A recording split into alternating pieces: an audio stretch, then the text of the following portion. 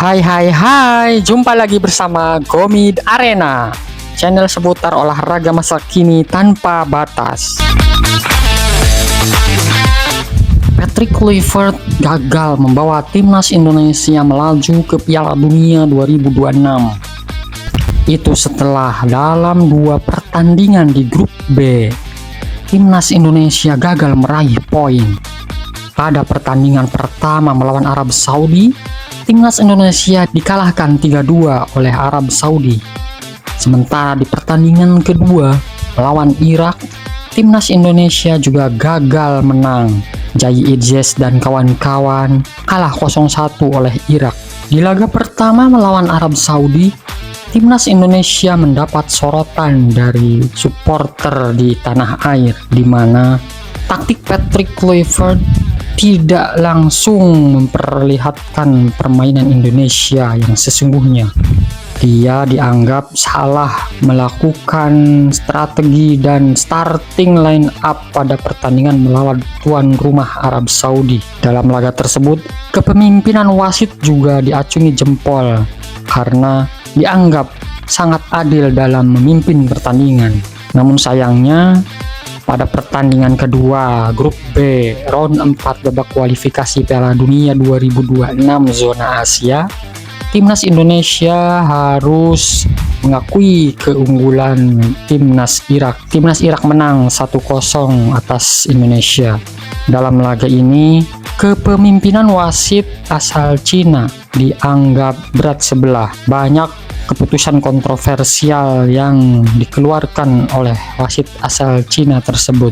Dengan kekalahan 2 kali di grup B, otomatis membuat Indonesia gagal melaju ke babak berikutnya atau ke Piala Dunia 2026. Kekalahan ini menuai reaksi dari para supporter di tanah air. Mereka membuat tagar yang sangat viral setelah kekalahan melawan Irak. Tagar tersebut adalah Patrick out atau Kluivert out. Lalu, seberapa besarkah Patrick Kluivert bakal dipecat oleh timnas Indonesia atau oleh PSSI? Kalau menurut pandangan saya sih, Patrick Kluivert pantas dipecat. Mulai dari salah menurunkan starting line up, hingga taktik dan banyak uji coba menurunkan strategi yang salah dalam sebuah pertandingan. Memang pemecatan Patrick Kluivert ini bakal menjadi pro kontra di kalangan PSSI. Selain kontraknya yang 2 tahun lagi atau hingga 2027, Patrick Kluivert ini sebagai pengganti Sinteyong yang saat itu timnas Indonesia masih sedang berkompetisi, alias masih melakoni pertandingan babak kualifikasi Piala Dunia zona Asia.